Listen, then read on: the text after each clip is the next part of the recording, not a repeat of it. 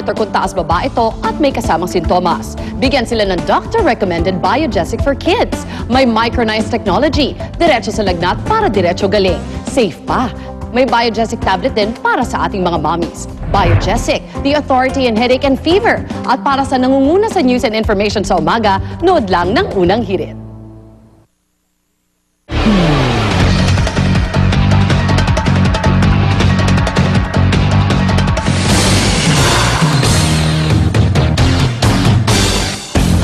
Nagbabalik po ang unang balita, mga igan, bahagyang humupa ang baha sa highway sa San Miguel, Bulacan, pero nananatili pong lubog sa baha ang mga taniman. May live report si Dante Perelio. Dante? Yes, Igan, dito nga sa San Miguel, Bulacan, unti-unti na ngang humupa ang tubig baha sa mga kalsada. Gayunman, Igan, nananatili pa ring lubog ang mga taniman ng palay dito.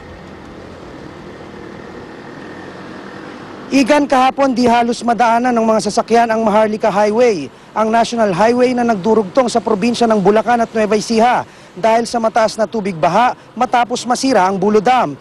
Pero ngayong umaga, Igan, maluwag at maayos na itong nadaraanan.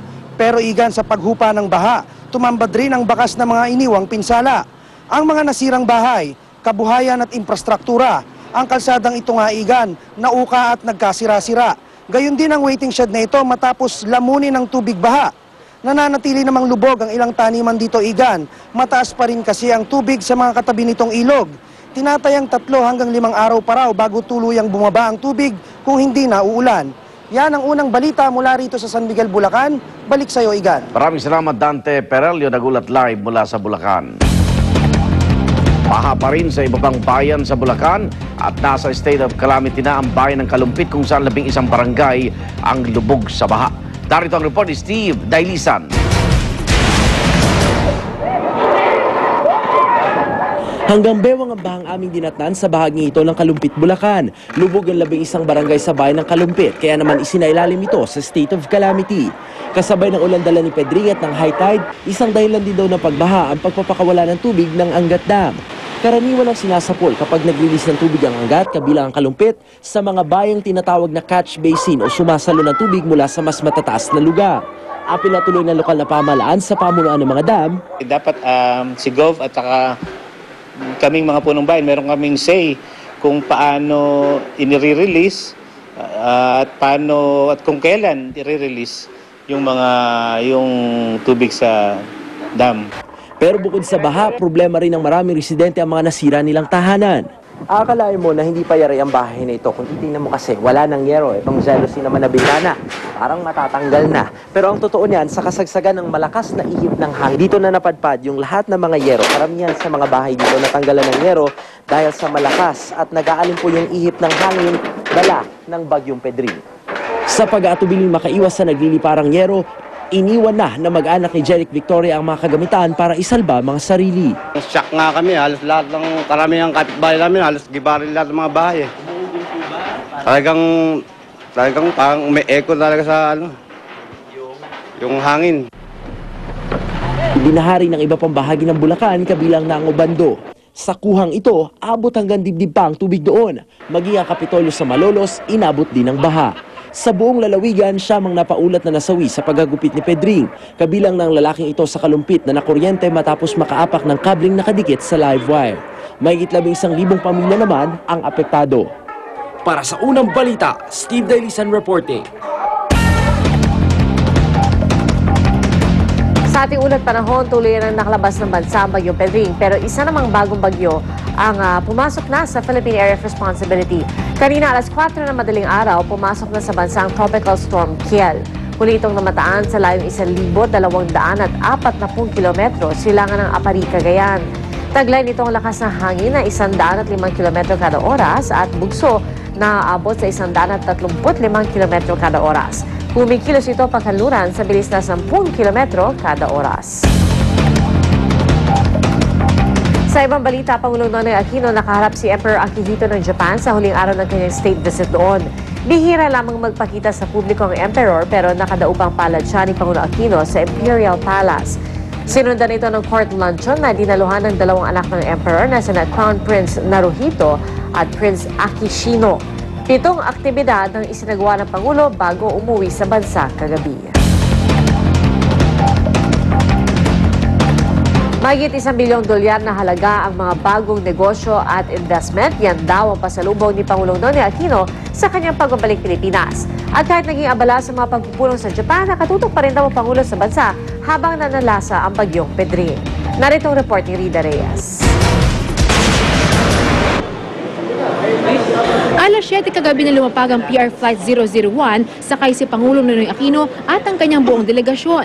Tagumpay raw ang kanyang 3 araw na pagbisita sa Japan ayon mismo sa Pangulo. Uwi raw niya ang aabot sa $1.78 billion na halaga ng bagong negosyo at investment sa larangan ng enerhiya, manufacturing at services. Naging makabuluhan din daw ang dialogo sa pagitan niya at ni Japan Prime Minister Yoshihiko Noda. Malaking bagay raw na tugma ang pananaw ng dalawang bansa tungo sa pagsusulong ng ekonomiya sa kabila ng mga hamong kinakaharap. Habang nakatutok sila sa recovery at reconstruction ng kanilang bansa, mananatili sila sa pagbibigay ng official development assistance sa Pilipinas bilang suporta sa ating Philippine Development Plan at sa PPP program. Pero abala man sa kaliwat kanan niyang pakikipagpulong sa Japan, maya't maya raw ang kanyang koordinasyon sa DND, Pag-asa at NDRMC para kamustahin ang lagay ng ating mga kababayang sinalanta ng bagyong Pedring.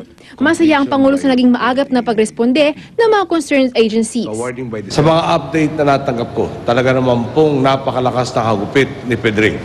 Ngunit gaya po ng ating pinatunayan nitong mga nagdaang mga bagyo, kahandaan, disiplina, mabilis sa pagresponde at pagtutulungan ang susi upang malampasan ang unos na ito at mailayo sa kapahamakan ang buhay at kabuhayan ng marami nating kababayan. At bago bumalik sa bansa, di rin daw pinalagpas ng Pangulo ang pagkakataong bisitahin at kamustahin ang lagay ng mga kababayan natin sa Japan. Para lang po tayong nandito sa sarili nating bayan, walang patid po ang naging kwentuhan at tawanan kasama ang ating mga kababayan. Gayun din, naiparating nila sa atin ang kanilang mga naranasang suliranin at maluwag naman po natin itong pinakinggan at tinintindi. Para sa unang balita, Rida Reyes reporting.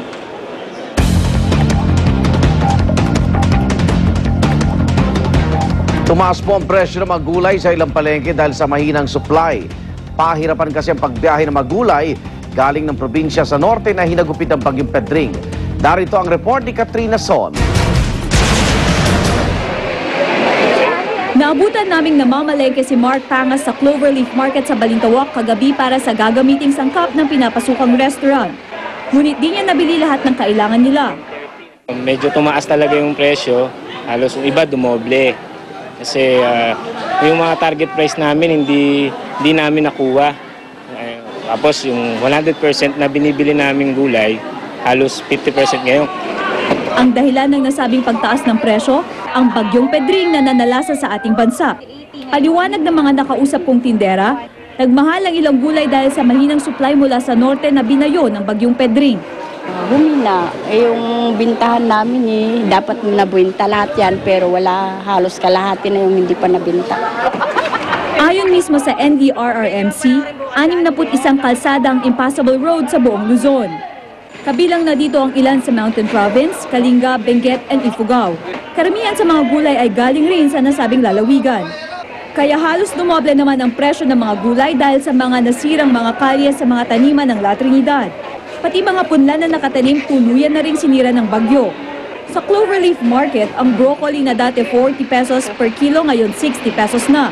40 pesos naman ang itinaas ng lettuce at cauliflower na dati ay 80 pesos per kilo at ngayon ay 120 pesos per kilo na. Ang celery naman halos dumoble ang presyo na dati ay 40 pesos per kilo ngayon ay 75 pesos per kilo na. Sa Mega Q-Mart naman, nagtaas na din ang mga presyo ng gulay. Kasama na dito ang Baguio beans na mula 50 pesos per kilo ay 60 pesos na ngayon. Ang sayote naman na 15 pesos per kilo dumoble na sa 30